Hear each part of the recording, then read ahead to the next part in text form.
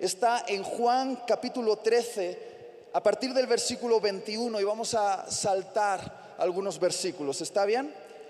Dice así: habiendo dicho Jesús esto, se conmovió en espíritu y declaró y dijo: de cierto os digo, que uno de vosotros me va a entregar.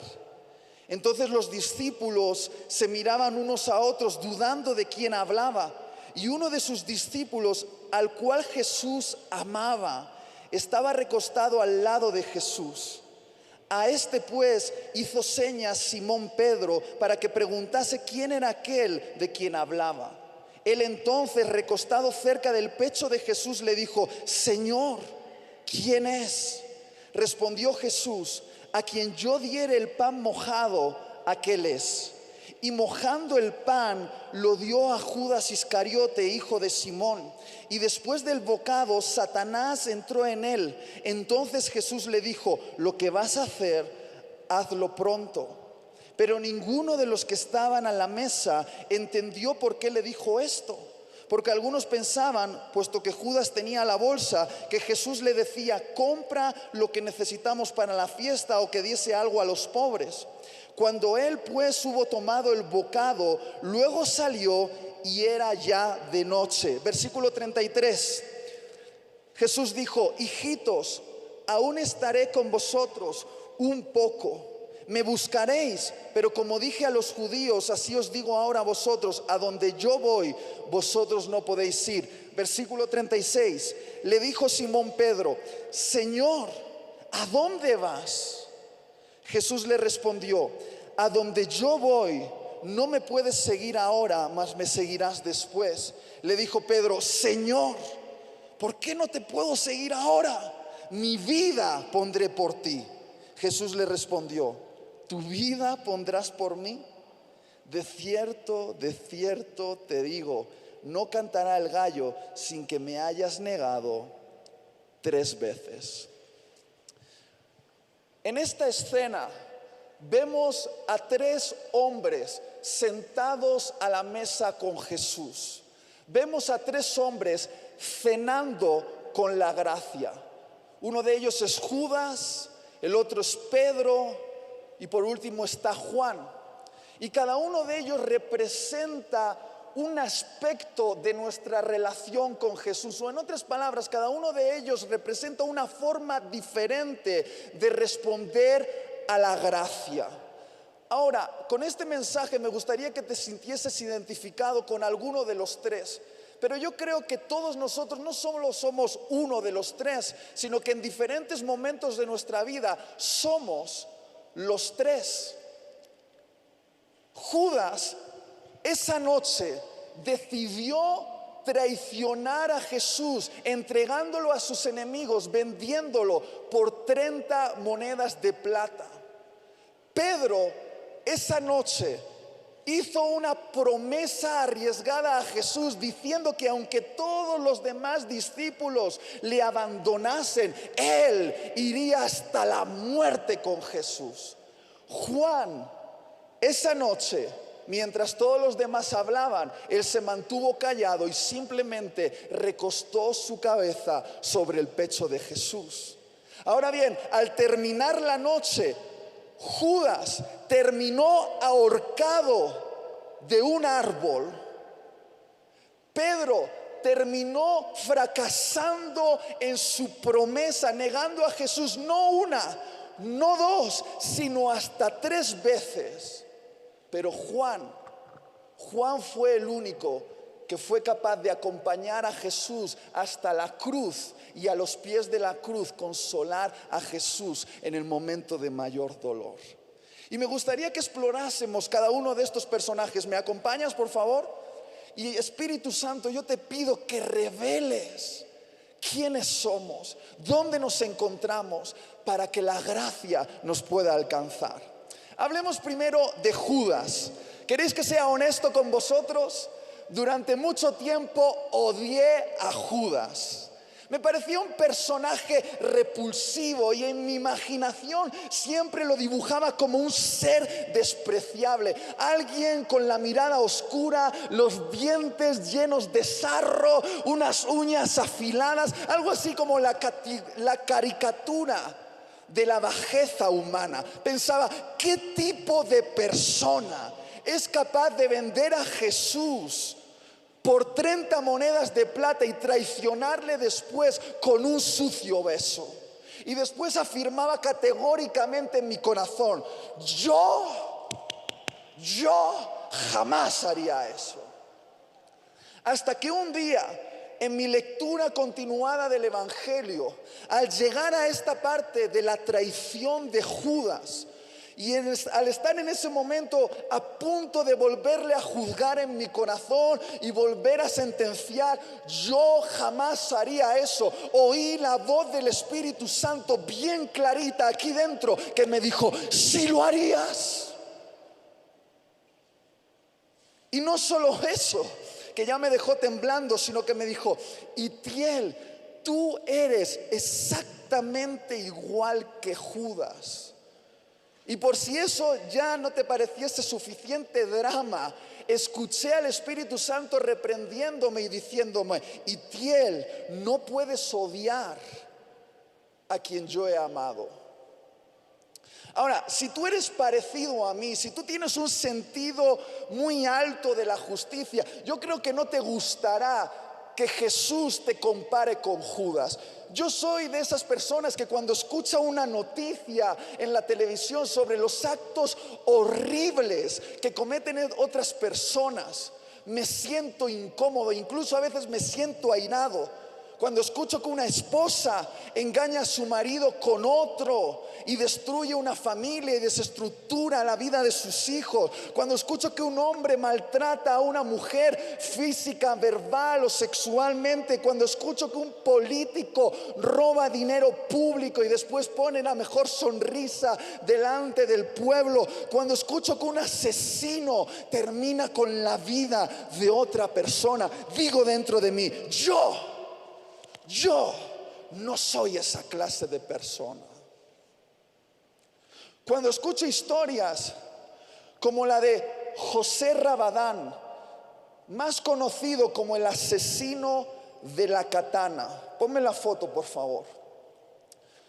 Hace unos 15 años atrás, esta noticia conmocionó España entera. Un joven que tenía tan solo 16 años, una noche cogió una espada, una katana, y por la noche asesinó con esa katana a su papá, a su mamá y a su hermana con síndrome de Down. Y cuando yo escucho historias como estas, hay algo dentro de mí que me hace pensar, el infierno está justificado. Y sentencio dentro de mí, yo no soy esa clase de persona. Y seguramente tú reaccionas como yo. Pero si hay una verdad que se repite constantemente en la Biblia, desde la primera página hasta la última página de la Biblia, es esta: tú sí eres esa clase de persona. Tú sí eres esa clase de persona. En las condiciones propicias eres capaz de cometer actos de inmensa maldad. La Biblia dice que todos tenemos dentro de nuestro corazón una semilla de maldad. Y aunque esa semilla pueda parecer insignificante, tiene el potencial para producir toda clase de pensamientos, palabras y actos perversos. La Biblia llama a esa pequeña semilla pecado. Y esa semilla está plantada en el corazón de cada bebé que nace sobre el planeta Tierra. ¿Hay en esta sala alguna madre que tenga un bebé? Que se ponga de pie, por favor. ¿Hay alguien con un bebé en la sala? Allí veo a alguien. ¿Lo tienes? Ponte de pie. Qué tierno es ese bebé, ¿verdad? Cuando uno ve esa escena, un bebé inocente, uno puede decir, ¿qué culpa tiene ese bebé? Pero te voy a decir una cosa, y sé que no te va a gustar lo que te voy a decir, pero ese bebé no tiene nada de inocente. Pregúntale a la mamá, podría hacerte una entrevista ahora mismo. Ese bebé tiene una semilla plantada en su corazón que le hace tender a la rebelión constantemente. Siempre está buscando la manera de cruzar los límites. Siempre está buscando la manera de atraer la atención hacia sí mismo. Siempre está buscando la manera de ganar. Hay algunas madres que se preguntan, pero ¿dónde ha aprendido mi hijo a mentir? Mira, nadie le tiene que enseñar. Eso viene de fábrica. Eso está aquí dentro. ¿Sabéis por qué no damos una pistola a un niño de 3 años? Porque la usaría. Porque como no tiene desarrollado su razonamiento, todavía no entiende cuáles son las consecuencias de sus actos, solo es impulsado por un instinto primario y egoísta que está dentro de él. Y si otro niño viniese a quitarle un juguete, en la rabieta le haría ¡pum! Y lo mataría. Hay algo que no está funcionando bien dentro de nosotros. La Biblia es muy clara con esto. Constantemente está hablando que incluso los mejores de los mejores de los mejores fracasaron. Si eres honesto, tú sabes que en lo profundo de tu ser algo anda bastante mal. Si no, ¿por qué coqueteas con la idea de poseer lo que no es tuyo? O a quien no es tuyo. ¿Por qué retocas la verdad para que sea más favorable para ti? ¿Por qué hablas mal de otras personas a sus espaldas? ¿Por qué deseas que otros fracasen? Mira, si ahora mismo apareciese una pantalla de video sobre la cabeza de cada uno de los que estamos aquí, una pantalla que registrase cada pensamiento secreto de las profundidades de nuestro ser, y esa pantalla fuese visible para todos los que están a tu alrededor, mira al que tienes a tu lado.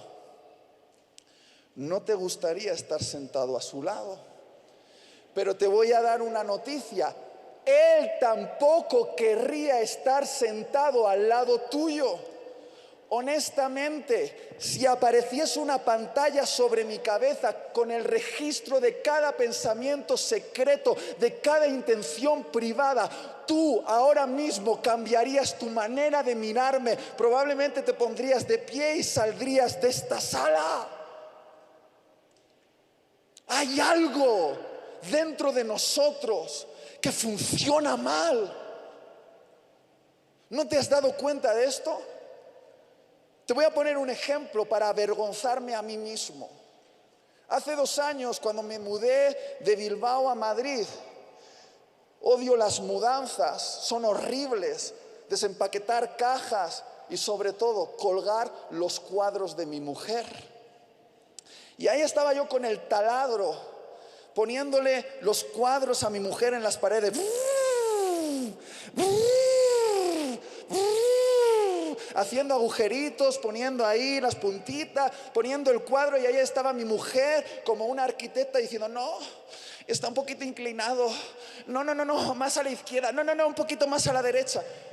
Y tú sabes, cuando llevas 1 hora con los dichosos cuadros, como que una ira empezó a moverse aquí dentro de mí. Y cuando me dijo: no, por 10ª vez, no, está inclinado, cogí el taladro, ¡pum!, lo tiré al suelo y dije: estoy harto, no aguanto más. Joder, lo más bonito que dije. Y empecé a arremeter contra mi esposa. La empecé a faltar al respeto. Y yo no sé si tú has empezado una discusión hablando de cuadros y has terminado hablando de cosas que pasaron hace 10 años.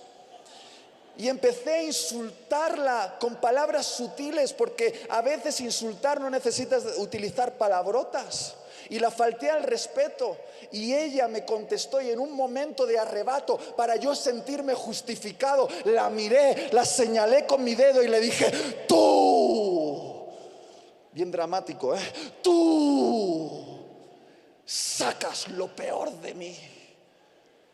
Y como creyéndome justificado, me fui a mi habitación, cerré la puerta y me quedé ahí. Y cuando por fin todas esas emociones fueron bajando y empecé a percibir la voz del Espíritu Santo, me dijo: muy bonito, O sea que ella, dices que tiene la culpa porque saca lo peor de ti. Querido Itiel, nadie puede sacar de ti lo que no está dentro. Si ella ha sacado ira de ti, es que esa ira estaba dentro de ti, y el responsable por esa ira no es tu mujer, sino eres tú. Tú eres el responsable de esa ira. Ahora, por favor, yo ya me he avergonzado delante de ti. ¿Alguna vez has hecho algo que te haya sorprendido a ti mismo? Algo que incluso te haya escandalizado de ti mismo, que al hacerlo después y al meditar en ello has pensado: no creía que fuese capaz de hacer una burrada como esta.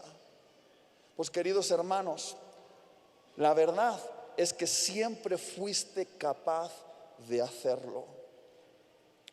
Solo que la semilla de maldad dentro de ti no había encontrado la atmósfera perfecta para brotar.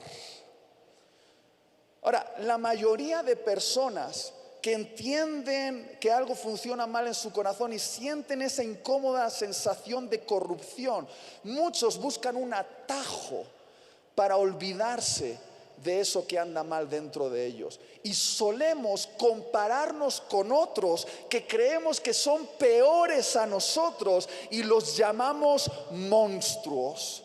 Por ejemplo, yo no soy un monstruo como esos nazis. ¿Cuántas veces he oído yo llamar a los nazis monstruos? Pero mi pregunta arriesgada esta mañana es la siguiente: ¿en realidad los nazis eran monstruos o eran humanos? Porque vamos a pensar un poquito. Lo que quiero decir es que el movimiento nazi del siglo XX, que dejó millones de muertos en Europa, no fue un movimiento de un grupo aislado de personas enajenadas mentalmente, sino que fue la complicidad de miles de personas de una de las sociedades más avanzadas de la época, Alemania, que en ese momento estaba produciendo los mejores eruditos, científicos y teólogos del momento. Es decir, el movimiento nazi germinó en medio de una de las culturas más elevadas del planeta Tierra. Por lo tanto, decir que los nazis eran monstruos y que tú no, creo que eso es un juicio injusto. Más bien, yo creo que el juicio correcto sería admitir que el ejemplo de los nazis demuestra en lo que todo ser humano puede llegar a convertirse si la semilla de maldad que hay dentro de él germina con todo su potencial. Déjame hacerte una pregunta: ¿hay alguna diferencia entre usar tu fuerza para asesinar a un judío que usar tu fuerza para acosar al niño gordo con acné de tu colegio? ¿Hay alguna diferencia entre el asesinato y el bullying? Sí y no. Es una diferencia cuantitativa, pero no es una diferencia cualitativa. La diferencia está en la extensión de las consecuencias, pero no en la esencia misma de la acción. Ahora tú puedes decir: Itiel, eso me parece algo imposible. ¿Cómo vas a comparar el bullying con el asesinato? ¿Cómo vas a comparar la pornografía con el adulterio? Mira, eso no es idea mía. Jesús lo dijo en su famoso sermón de la montaña. Dijo: oísteis que fue dicho, no adulterarás. Pero yo os digo que cualquiera que mira a una mujer que no es su esposa y la codicia sexualmente, se considera ya como una violación, como una infidelidad, como un adulterio. Oísteis que fue dicho: no matarás. Pero yo os digo que cualquiera que tiene un pensamiento de odio, de rencor, que habla mal de otra persona, que la difama, ya le será contado en el juicio como si fuese asesinato. En otras palabras, lo que Jesús estaba diciendo es esto: todo gran árbol proviene de una pequeña semilla. Es decir, la diferencia está en la extensión, pero no en la esencia, porque tanto el árbol como la semilla comparten el mismo ADN. ¿Alguien me está entendiendo aquí? Esa pequeña semilla de maldad dentro de ti, si la expones a la atmósfera adecuada, si la riegas, si la abonas, si la echas ciertos nutrientes, si la expones a ciertas atmósferas propicias, puede brotar. Lo que quiero decir es que todos aquí pueden ser infieles en la atmósfera propicia. Todos aquí pueden robar en la atmósfera propicia. Todos aquí pueden matar en la atmósfera propicia. No es sabio negar el potencial para la maldad que hay dentro de ti. Lo que verdaderamente es sabio es no exponer esa semilla a la atmósfera que puede hacer que brote. ¿Sabéis? Mucha gente me pregunta: Itiel, tú eres espiritualmente muy fuerte. Y yo digo: no, todo lo contrario. Yo soy débil. Y esa es mi sabiduría. Mi sabiduría es creerme débil. Hay mujeres, hermanitas, que se enfadan conmigo el día lluvioso cuando yo voy con mi coche y ellas están caminando por la calle con su Biblia, y yo no paro mi coche para recogerlas y meterlas dentro de mi auto para llevarlas a su casa. ¿Por qué? Porque si estoy solo, yo sé que potencialmente soy un adúltero. Yo no niego el potencial para la maldad que hay dentro de mí. Mi sabiduría, por mucho que tú te enfades, es no exponerme a las atmósferas que pueden proveer los nutrientes necesarios para que esa semilla germine. Y alguno dice: ¿y qué tiene que ver todo esto con Judas? Ahí va. Lo cierto es que yo soy como Judas. Me escandaliza la manera en la que él traicionó a Jesús, pero ¿cuántas veces he traicionado yo a Jesús de otras maneras? Ahora, yo no me considero diferente a Judas, salvo en una cosa: yo acepté la gracia que Judas rechazó.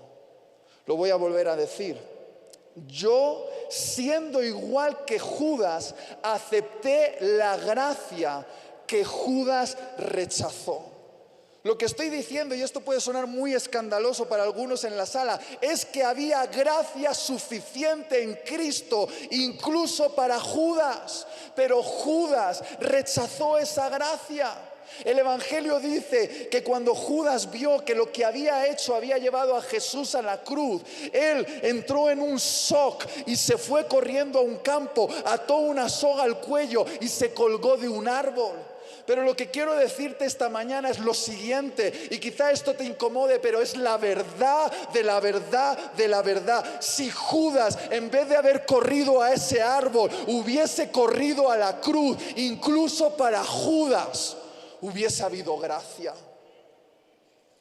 Porque, queridos hermanos, si hubo gracia para el ladrón crucificado con Jesús, que probablemente pidió auxilio a Jesús, más por miedo a la muerte que por amor a Jesús, que no podía hacer nada en ese momento para enmendar su pasado y que no podría sumar ni un punto de bondad a su historial. Si hubo gracia para ese ladrón, también habría habido gracia para Judas.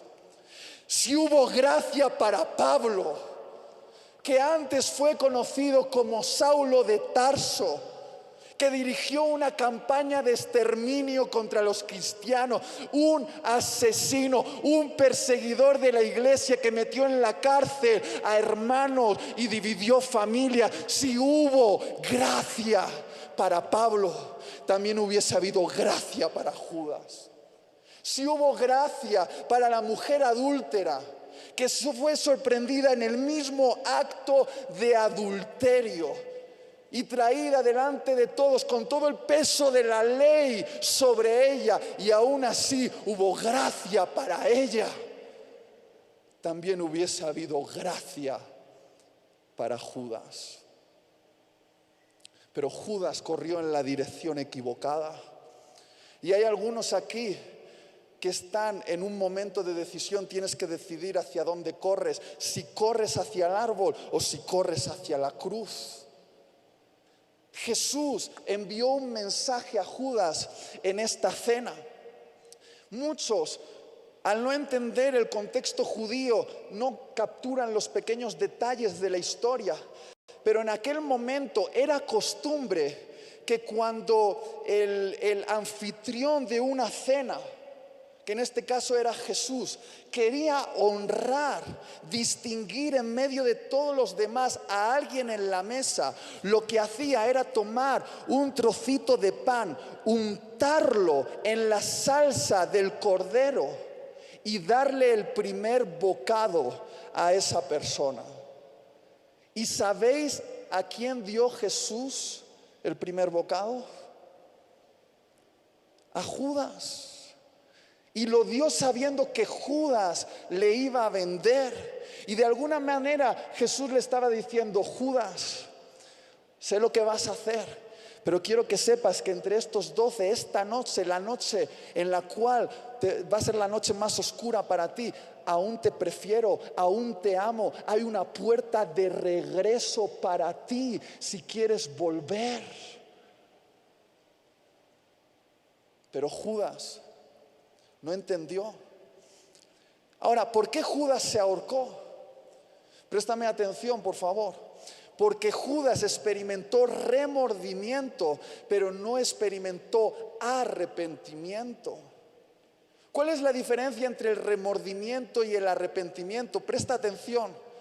El remordimiento te hace sentir dolor por las consecuencias que el pecado acarrea sobre ti.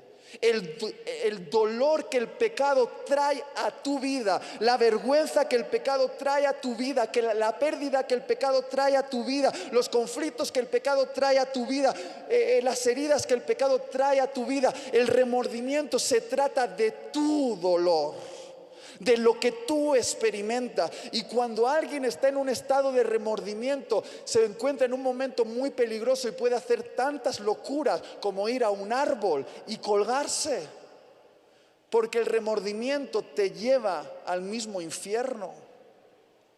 Ahora, el arrepentimiento es algo muy diferente. Los sentimientos parecen parecidos, pero no lo son, porque en el arrepentimiento tú sientes dolor por haber quebrado el corazón de Dios. Tú entiendes que no solo has quebrantado una ley divina, tú entiendes que has quebrantado una relación. En el arrepentimiento, el asunto no se trata solo de ti, se trata de ti y de Jesús. Y eso es lo que lo hace diferente. Pero si hay una diferencia entre el remordimiento y el arrepentimiento, es que el arrepentimiento implica una revelación, implica ir a la cruz. Ponme la foto.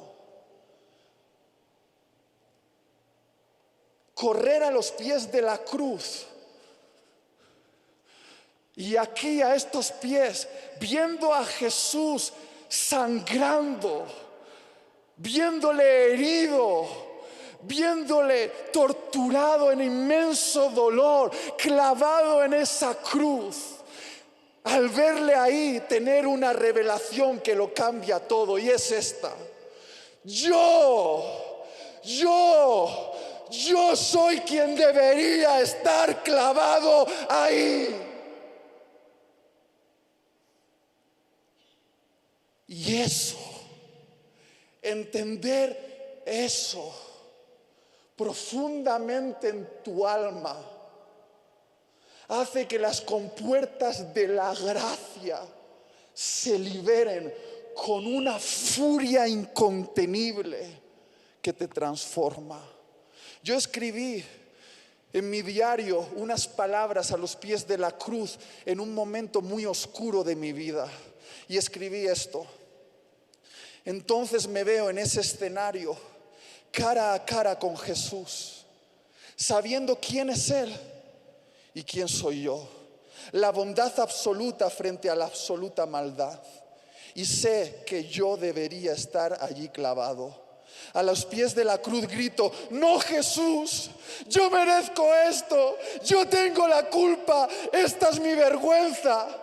Pero Jesús me interrumpe con la furia de su amor y me dice: no, Judas, déjame esto a mí, déjame tomar tu lugar, déjame cargar tu pecado, déjame sufrir tu castigo. Y mientras Jesús es quebrantado en la cruz que yo merezco, su gracia me salpica y me hace un hombre nuevo.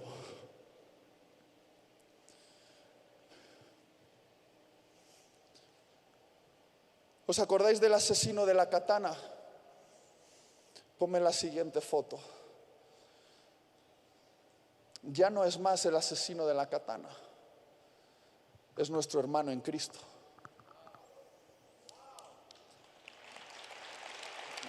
Yo conocí al pastor que lo trajo a los pies de la cruz. Este hombre ha rehecho su vida en un inmenso dolor, pero totalmente sacudido por la gracia. Y ahora es nuestro hermano, se congrega en una iglesia y sirve a la causa del evangelio. Y hace poco salió su documental en la televisión española, y ¿qué crees? Toda España por Twitter diciendo: ¿cómo es posible que este hombre que asesinó a sus padres ahora pueda tener la oportunidad de una nueva vida? Todo el mundo escandalizado en España. Pero qué hipocresía, se escandalizan por eso, pero no por su propio pecado, sus secretitos que tienen ahí, sus infidelidades, sus astucias y sus violencias. Pero te digo una cosa: si la gracia no escandaliza, es que no es gracia, porque la gracia hace esto, hace a una persona nueva, completamente nueva, aunque sea como Judas. Eso es lo que hace la gracia. Ahora, yo sé que algunos ahora están nerviosos, pero entiéndeme, yo soy de la vieja escuela, de los que más nos condenábamos que otra cosa. Entiéndeme bien, quizá predico este mensaje porque yo lo necesito, quizá tú no. Pero si alguien después de este mensaje lo que entiende que estoy diciendo es: entonces lo que él dice es que yo puedo salir allá afuera y hacer cualquier otra cosa que yo quiera, porque Jesús siempre debe perdonarme. Si tú entiendes de mi mensaje eso, tú solo has conocido un concepto, pero no has conocido una persona. Porque, queridos hermanos, la gracia no es un concepto, la gracia es una persona, es Jesucristo. Y cuando tú ves que esa persona te abraza con sus muñecas horadadas y con su costado abierto, cuando te mira con esos ojos donde todavía hay marca de la corona de espinas que estuvo sobre su cabeza, y te susurra al oído: consumado es, por amor a ti. Cuando tú tienes un encuentro no con un concepto, sino con una persona, jamás abusarías de esa persona, porque abusar de un concepto es fácil, pero abusar de una persona, abusar de una persona, es que no la has conocido. Queridos hermanos, la gracia es gratis, pero la gracia no es barata. La gracia no le cuesta nada al que la recibe, pero le cuesta todo al que la da. A ti se te dio gratuitamente, pero a Jesús le costó cada gota de su sangre. Y es a los pies de la cruz donde entiendes que tu pecado es más grave de lo que jamás has estado dispuesto a admitir, pero que su gracia es más poderosa, abundante y lleno de belleza de lo que jamás has llegado a imaginar. Y si tú eres como Judas, quiero animarte esta mañana: corre, pero no al árbol, corre a la cruz, porque hay gracia para ti en esa mesa. Yo no sé si alguien me está entendiendo. ¿Me permites hablar de Pedro ahora? Pedro es diferente a Judas. Pedro esa noche llamó a Jesús aparte y le dijo: Jesús, te prometo que aunque esos desgraciados te abandonen, yo, Super Pedro, yo jamás te abandonaré. Yo iré hasta la muerte contigo. Y Jesús le dice: mira, Pedro, creo que te estás equivocando. Y si Jesús te dice que te estás equivocando, tú cierras la boca y te callas. Pero Pedro no. Pedro dijo: bueno, Jesús, es tu opinión, pero yo creo que te equivocas. Y todos conocemos esta historia. Pedro no negó a Jesús una vez, ni siquiera dos. Le negó 3 veces y cantó el gallo. Y le negó delante de una sirvienta. Y después, aunque Cristo murió y después resucitó y el movimiento cristiano comenzó a extenderse, Pedro decidió exiliarse de vuelta a su barca. Ahora, yo quiero que me entiendas, porque quizá hay algunos aquí que no están como Judas, pero pueden estar como Pedro. Sienten la vergüenza de una promesa no cumplida. ¿Sabéis quién es experto en promesas no cumplidas? Yo.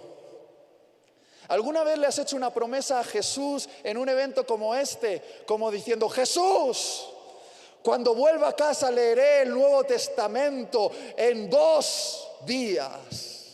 O me levantaré a las 6 de la mañana y oraré durante 1 hora. O daré no el 10, sino el 20, no, que digo, el 25% de todos mis ingresos. Te mostraré cuánto yo te amo a ti. Y al pasar 1, 2, 3 días, 1 semana, 1 mes, ¿has fracasado en tu promesa? ¿Qué pasa entonces? Entras en lo que yo llamo el síndrome de Pedro. Y yo soy experto en ese síndrome, que es un círculo vicioso autodestructivo. Durante años en mi juventud cristiana, yo venía a todos los eventos y salía aquí delante y le decía a Dios: no volveré a ver pornografía, te lo prometo. Y pasaba 1 semana, 2 semanas, 3 semanas, y luego algo ocurría y ¡pum!, volvía a consumir pornografía. Y volvía al evento, y esta vez, como había fracasado en la promesa, tenía que hacerle una promesa aún más dramática y poner más intensidad. Dios, cuanto más dramático mejor. Te prometo que ahora sé, es la definitiva, no volveré a consumir pornografía. Y pasaba 1 semana, 2 semanas, 3 semanas, 4 semanas, algo pasaba y volvía a caer.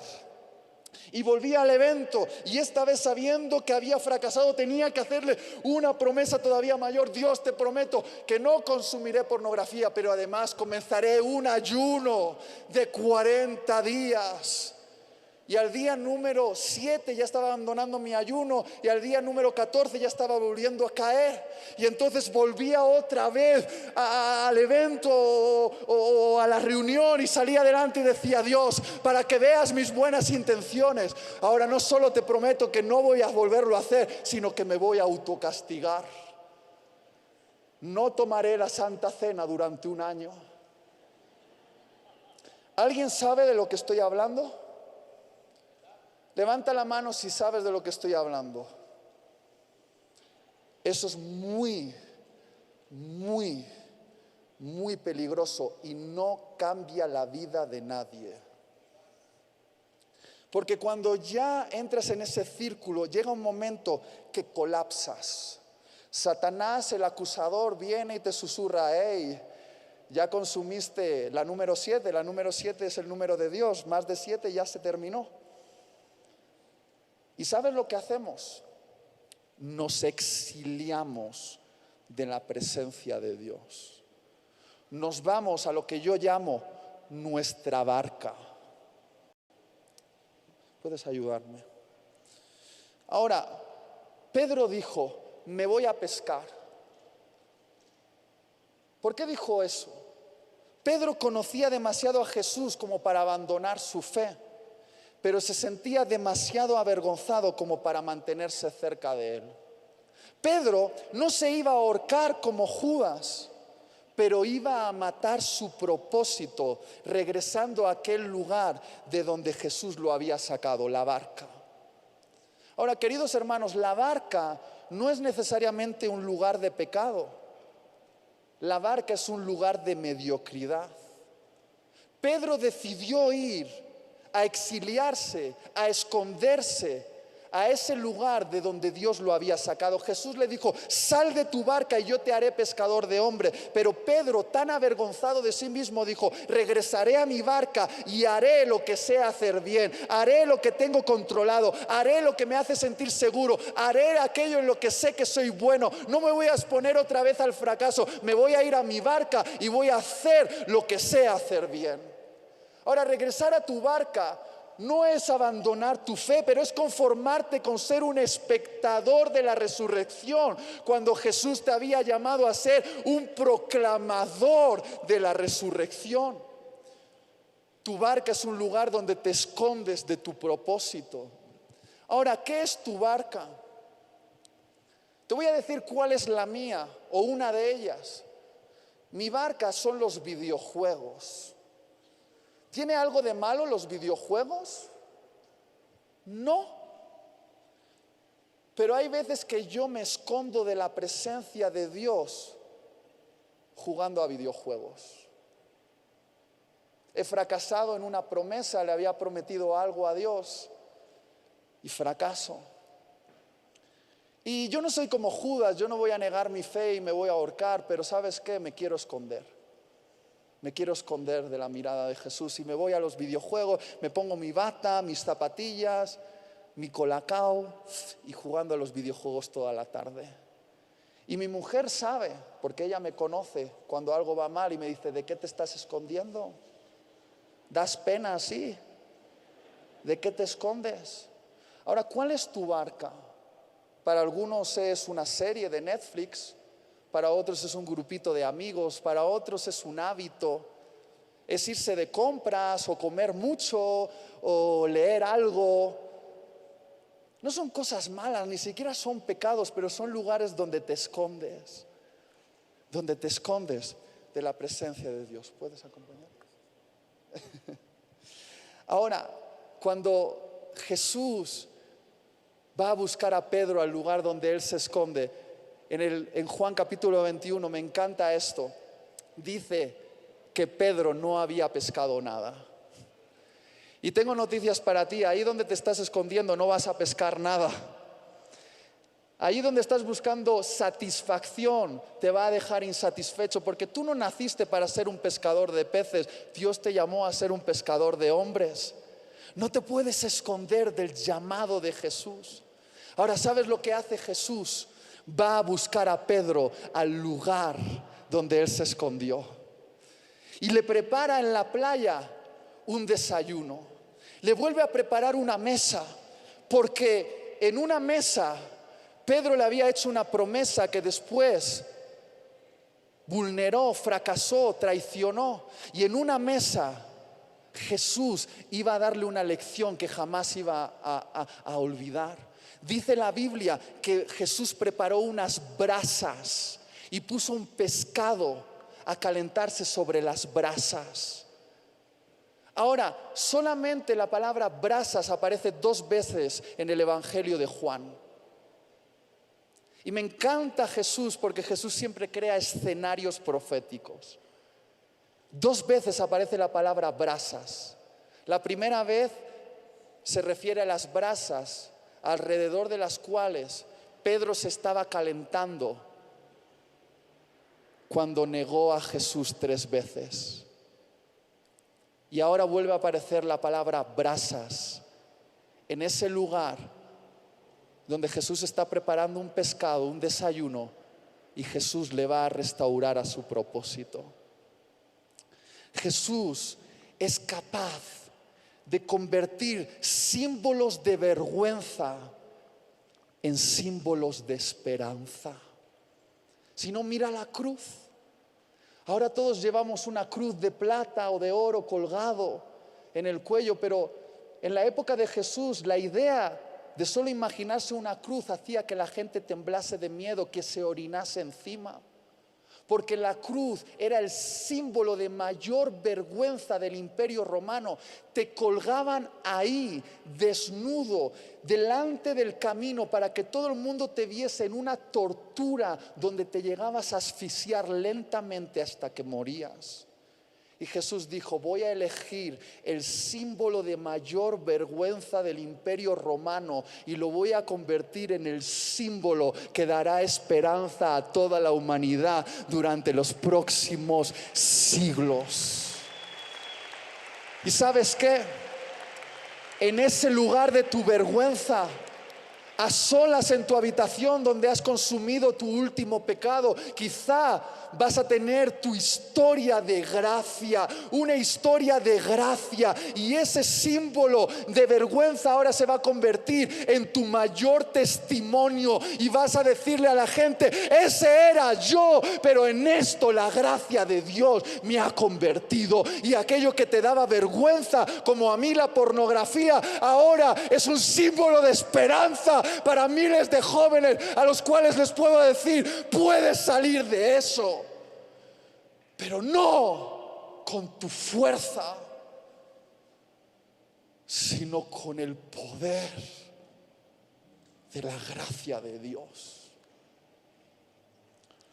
Y hay una conversación que me encanta entre Jesús y Pedro. ¿La recordáis? ¿Cuántas veces negó Pedro a Jesús? 3. Jesús le iba a preguntar a Pedro 3 preguntas. Ahora, la mayoría de personas no ven lo que hay detrás de esta conversación, porque el griego tiene muchos matices. De hecho, en griego hay diferentes palabras para el amor. Una de ellas es ágape. La palabra ágape quiere decir amor incondicional hasta la muerte. Es la palabra que se utiliza en Juan 3:16 cuando dice: de tal manera agapó Dios al mundo.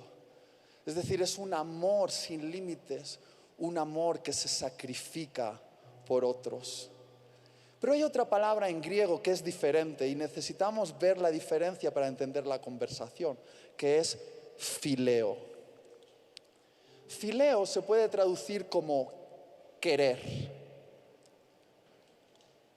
Es un tipo de afecto que uno tiene por alguien que sabe que es importante, pero es un afecto humano. Es un afecto que tiene sus limitaciones. Ahora, sabiendo esto, quiero que veamos la conversación, porque dice lo siguiente. Tócame un fondo, que se oiga. Le dice: Pedro, ¿me amas? En otras palabras, Pedro, ¿me agapas? Sin límites hasta la muerte, siendo capaz de darlo todo por mí y llegar incluso hasta la cruz. ¿Me agapas? Y Pedro le responde: Jesús, tú sabes que te fileo, tú sabes que te quiero, llego hasta aquí y nada más, este es mi límite, me he dado cuenta de que esto es lo que te puedo dar. ¿Y sabes lo que dice Jesús? Sal de tu escondite, cumple tu propósito. Le pregunta una segunda vez: Pedro, ¿me agapas? ¿Me amas hasta la muerte? ¿Serías capaz de darlo todo por mí y llegar hasta la cruz si hace falta? Y Pedro le dice: Jesús, tú sabes que te fileo, tú sabes que te quiero. Mira, se ha demostrado que hasta aquí llega mi amor, esto es lo que te puedo dar y me he dado cuenta de quién soy. Y Jesús le dice: sal de tu escondite, cumple tu propósito. Y ya es fascinante la tercera vez, porque Jesús cambia la pregunta y le dice: Pedro, entonces me fileas, me quieres. Y dice la Biblia que Pedro, triste porque esa vez le preguntó si le quería, le dijo: Jesús, tú sabes que te fileo, tú sabes que te quiero, sabes que llego hasta aquí, es lo que te puedo dar. Y sorprendentemente Jesús dice: sal de tu escondite, cumple tu propósito. ¿Qué le estaba diciendo Jesús a Pedro? Le estaba diciendo: Pedro, no lo has entendido todavía. Mi amor llega hasta donde no llega el tuyo. Tú me puedes dar hasta aquí, pero yo te voy a alcanzar inclinándome y agarrándote donde estás. Pedro, esta relación no se basa en tus promesas, se basa en mis promesas. Esta relación no se basa en cuánto tú me quieres a mí, esta relación se basa en cuánto yo te quiero a ti. Pedro, no lo estás entendiendo. Mi amor llega hasta donde no llega el tuyo, y te voy a alcanzar hasta en tu escondite. Y yo creo que, como Pedro, muchas veces me he escondido debajo de la mesa. Debería estar sentado ahí arriba, pero estoy comiendo migajas espirituales aquí debajo de la mesa, conformándome con una vida inferior a causa de mi vergüenza por no cumplir todas mis promesas, por no ser el tipo de cristiano que le he prometido a Jesús que voy a ser, por no orar tanto como oran otros, o no ser tan sabio como otro, o tan habilidoso como otro, o ser tan perfecto como aparentan otros, y me escondo. Pero veo a Jesús saliendo de la mesa y viniéndome a buscar al escondite y diciendo: ¿qué haces ahí? Ven aquí. Y me toma y me vuelve a sentar en la mesa de la gracia y me dice: te voy a explicar algo. Pedro, ¿te acuerdas esa promesa que me hiciste de que un día morirías por mí? Pues ¿sabes qué? Llegará el día en el que te atarán las manos y te atarán los pies, y delante del imperio romano morirás como mártir delante de los reyes en honor a mi nombre. Jesús le da una profecía a Pedro de cómo iba a morir. Algunos dirían: eso no es una buena profecía, yo preferiría una profecía diferente. Pero para Pedro esa era la mejor profecía que podía recibir. Pedro estaba recibiendo un mensaje profético de parte de Jesús. Le estaba diciendo: Pedro, lo que no has logrado con la fuerza de tu amor, cuando yo te llene, te sature, te bautice con mi amor, tú serás capaz incluso de morir por mí en la cruz. Porque Pedro, esto no funciona con la fuerza de tu amor, funciona con la fuerza de mi amor dentro de ti. ¿Sabéis cómo yo dejé la pornografía? Ahí va el secreto. Dejé de pensar tanto en mi pecado y empecé a pensar más en cuánto Dios me ama. Porque cuando estás tan lleno del amor de Dios, ya no necesitas buscar en la pornografía lo que antes ibas a buscar. Pero cuanto más te concentres en tu pecado, por alguna razón, más caes, más vas, más te embarras. Y Jesús te promete, te prometo que allí donde fracasaste, cuando seas bautizado con mi amor y te sostengas en mi amor, vas a tener tu mayor éxito. Y ese símbolo de vergüenza va a ser un símbolo de gracia y de esperanza para otros en tu vida. Ahí está Jesús sacándonos.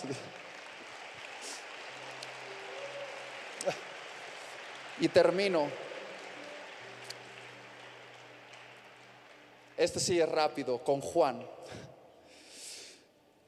Mientras Judas corría a traicionar, mientras Pedro el bocaza le hacía promesas que no iba a cumplir, ¿sabes lo que hizo Juan? Se cayó la boca y se recostó sobre el pecho de Jesús. ¿Sabéis cómo la Biblia llama a Juan? El discípulo amado. Ahora, yo durante mucho tiempo pensé que Jesús amaba a Juan de una forma especial y por eso la Biblia lo llamaba el discípulo amado. Y yo me preguntaba, ¿qué es lo que hizo Juan para ser un discípulo amado de una forma tan especial? Y empecé un estudio para descubrir el secreto. ¿Y sabéis lo que descubrí? Que la única parte en la Biblia donde a Juan se le llama el discípulo amado es en el Evangelio de Juan, que casualmente él escribió. Ni en Mateo, ni en Marcos, ni en Lucas se le llama a Juan el discípulo amado. Solo se le llama en el Evangelio de Juan, que casualmente él escribió. ¿Y sabéis lo que descubrí? Que en realidad Jesús amaba a los 12 con la misma intensidad, pero que mientras unos estaban peleando por quién sería el mayor, el otro le hacía promesa, Juan decidió anclar su identidad en el amor de Jesús.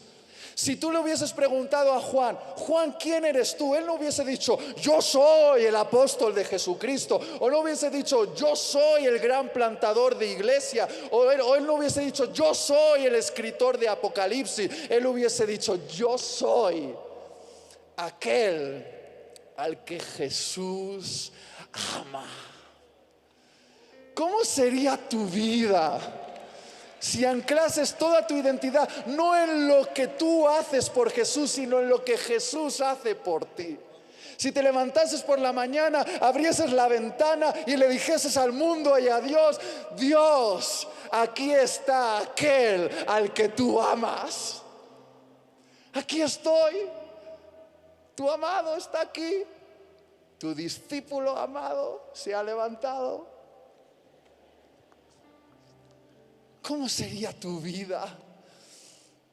¿Cómo la vivirías si supieras que eres completamente amado, con un amor que tu mente todavía no puede entender? Queridos, no podría, ni siquiera aunque lo intente, exagerar el amor de Dios. No lo puedo exagerar, porque todo el Evangelio habla acerca de cuánto Jesús te ama. Todo el Evangelio habla de que tú eres el amado de Dios. Tú eres la oveja perdida por la cual Jesús dejó a las 99. Tú eres el hijo pródigo por el cual el Padre corrió sin vergüenza. Tú eres la moneda encontrada por la cual se celebra una gran fiesta en el cielo. Tú eres el deudor al que se le perdonó una deuda imposible de pagar. Tú eres el obrero de la última hora al que el Señor pagó como si hubiese trabajado todo el día. Tú eres el pobre del camino que ha sido invitado a un banquete real.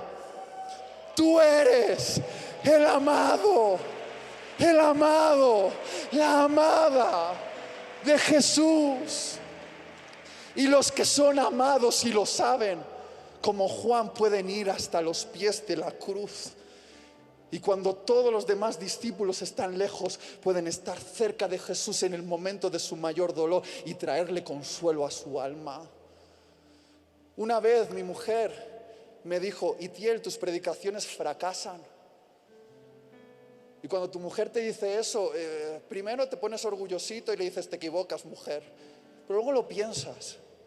Y me he dado cuenta que durante años yo he desafiado a los jóvenes a morir por amor a Jesús. Y es un buen desafío. Pero mi mujer me dijo: hasta que un joven no entienda que Jesús murió por amor a él, él no estará preparado para dar nada, ni hacer ningún sacrificio, ni morir por Jesús. Porque nosotros amamos a Jesús solamente porque Él nos amó primero. Y esta es la verdad. Esta es la verdad.